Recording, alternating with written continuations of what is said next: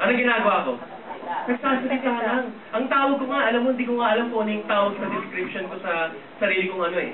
May description ba kami? Ano ba kami dito? Sabi na, speaker. Ako, meron akong alam eh. Professional storyteller. Okay? Nagkikwento lang ba kami? Yes. Ang maganda dito, nangyari na po sa amin dito sa B-Mobile. Okay? So, anyway, ibabalik ko na lang po ulit kay Sir Martin. Thank you very much po. Share ko lang po ang aking buhay. Thank you very much po. Ay, pagkabahan naman Sir, Warren. So guys, ayan po, isa yan sa mga nagbagong buhay niya sa B-Mobile. That's why later papakita ko sa inyo naging resulta niya. Ang maganda kasi dito sa B-Mobile, hindi po dito kinsenas katapusan. Ang maganda sa B-Mobile, ang swelduhan po dito linggo-linggo. Okay na po ba linggo-linggo? Yes! Sino gusto linggo-linggo? Can you hear yes? Yes! Tama, lahat gusto linggo-linggo sweldo. Ito malapit dyan. When I started out here in B-Mobile, share ko lang rin sa inyo. Gusto ko lang i-share sa inyo kung ano nangyari sa akin. Okay lang po ba yun? Yes! Okay, guys, don't misinterpret this. Hindi ko naman po ito pinapakita para po magyabang. Naintindihan po ba? I-share ko lang po sa inyo to para malaman ninyo na posible lahat ng pinag-uusapan natin sa B-Mobile. In the span of 1 week, ito pong kinita, pwede na po bang 38,000? Pwede na po ba yan? Pwede na yan 38,000 kasi bakit? Sweldo ko sa Citibank noon was only 14,000 naman. 14,000 naman, ang malupit dyan, 38,000. Gano'ng katagal? 1 week. Ang malupit, after 7 days, dadagdagan ng 14,000. After 7 days, dadagdagan mo ng 17,000. Pwede na po ba yan? Walang bakan mo naman yan, grabe. Ang malupit dito, after 7 days, nadagdagan ulit ng 47,000. Alam mo, inad ko lahat ng mga kinita ko po sa B-Mobile. That was a total of 14, 17, 38, plus nadagdagan ng 47. That was a total of 106. Pwede na po ba 106,000 in 1 month? Yes! Pwede na po ba yun? Yes! Pwede na. Sabi nga sarili ko, mag-resign na kaya ako sa Citibank. Tama? Pero sabi ko nga, gusto kasi sa Pilipinas ang tanggalan kaysa sa so ulit? Gusto tanggalan kaysa sa tanggapan. So sabi sa sarili ko, sige, wag muna. Mag-aawol na lang ako sa Citibank. Alam niyo awol? Yes, nag-awol ako. Absence without leave. So sabi ko, why not? Bigay ko dito yung full time ko sa B-Mobile. After 1 week po, sa susunod na linggo, after this one, ito pong kinita. Pero pwede na po ba yan? Yes! Ano naman yan? Grabe! 130,000! Kahit anong gawin mo, hindi mo makikita sa labas ang ganyang kalaking kitain. Tama po ba? Yes. Kasi number 1 thing ito, share ko na sa inyo, yung kailangan yung babaan dito. Yung tinatawag nating pride. Totoo lang, tanggalin mo yung pride. Kasi bakit? Ang tagal mo nang may pride, ano ka pa rin ngayon? Chicken kapatid. Tama po ba? Pwede mo bang pakain niya sa pamilya mo? Yes. Hindi, kasi totoo lang, pakain mo yan kung wala bang bibig? Yes. Yes, sabon yan eh. Tama po ba? Alam nyo guys, bababaan mo lang dito ang pride mo. Bababaan mo lang ang pride mo dito, aasenso ka. Totoo lang, aasenso ka sa B-Mobile. Why? Dito, pag pinabaan mo pride mo, makikita mo na may possibility pala na magbagong buhay mo. Like why? Ako po binabaan ko pride ko, linggo-linggo po, ito na pong sinisweldo. Linggo-linggo, 52, 121,000 every week. Pwede na po ba yun? Yes! Pwede na yan. Kasi bakit? 121,000. Isang taong kita mo ba yan sa employment mo? Oo naman. Linggo-linggo po. Ito na pong kinikita. Pwede na yan sa isang 24 years old, fresh graduate, at ito lang ginagawa. Nagsishare lang ng opportunity. Tama po ba? Guys, I'm proud to say, in the span of 1 year, ang kinita ko po dito is 2.4 million pesos. Pwede na ba yun? Pwede na ba yun? Dahil tatlo po ang kinuha kong account, hindi lang po isa. 2.4 million plus 309,000 plus 457,000. That's a total of 4 million pesos. Pwede na po ba yun? Pwede na! Naintindihan mo yung iba dyan, pag nakita mo yung katabi mo sa kaganito,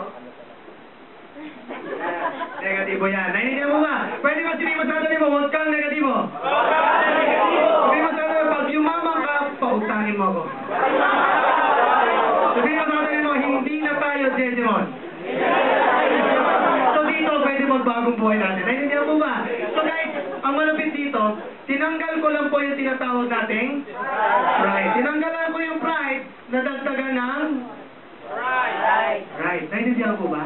Kasi bakit? Dati, wala naman po kami sasakyan, pamilya namin.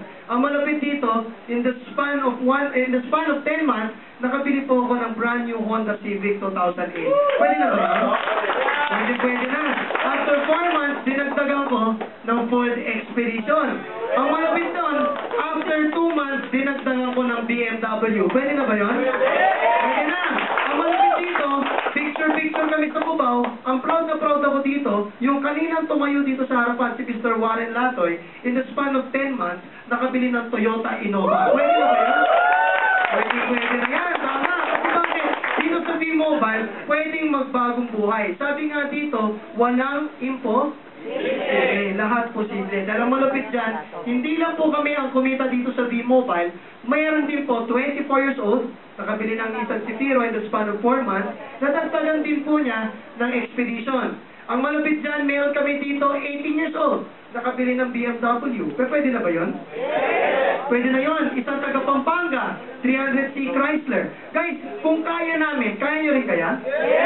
Oo naman, kasi bakit ito mga bata pa, kaya-kaya ninyo rin to, tama? Ang malapit dito, yung pinaka-mentor namin, yung taong nag-imbita sa akin dito sa V-Mobile, ang malapit dito, siya ang nagpamulat sa akin sa V-Mobile, etong taong to, ang laki na ng kinikita. Alam niyo po ba, yung cheque ko, tax lang niya. Totoo lang.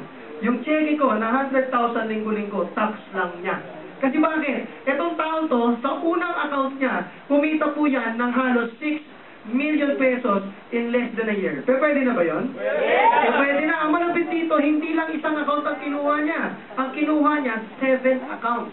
Yun ang tinatawag naming balyena. Ano yung balyena? Pinakamalaking isda. Tama po ba? Nagbalyena siya, 7 accounts po siya sa company. Yung unang account niya kinita, halos 6 million. Actually, isang account lang ang binigay niya sa akin dahil yung 6 accounts pa na pwede niyang ibigay, masyado lang malaki ang nakalagay. Totoo lang, I researched in the office, ang kinita na po niya is around 35 million pesos. Bakit 35 million pesos po in the span of 1 year? Kasi kung taong to, ito po ang lingguhan na cheque. Pwede na po ba ang 500,000 linggo-linggo? Tapos susunod linggo, another 500,000, susunod linggo yan. 500,000, hello, clicker, ayan, 500,000 ang kinikita niya linggo-linggo. Ang malupit dito, pwede pa lang kumita ng 2 million a month. Pwede na ba yun? Pwede. 2 million naman, pwede na. Kasi bakit? Kung 2 million naman ang kinikita mo, pwede ka na bang bumili ng mga ganito sasakyan? Pwede. Suburban, BMW. Bili siya after nyan, Porsche Boxster. Pwede na ba yun? Yun yung kanina nakakita nyo sa video, tama? Yung may condominium na sa The Fort. Grabe. Hindi lang Porsche ang binili niya. Bumili din ng Benz. Bumili din niya ng 300C Chrysler. And yung latest po niya is yung Hummer 2. Pwede na ba yun? Alam mo, sir, lapitan mo siya, tanay mo sa akin, sir, magkano Hummer mo? Isa lang sagot niya sa'yo, magkano? 3,988. Totoo lang. Okay? So ito po, bakit 3,988? Kasi unang-una, yun lang ang nilabas na pera. Diba? Para magkaroon ng mga ganitong bagay. Again, ordinaryong tao, extraordinary ang pwedeng mangyari. So sino pong gusto yumaman? Taas ang kamay.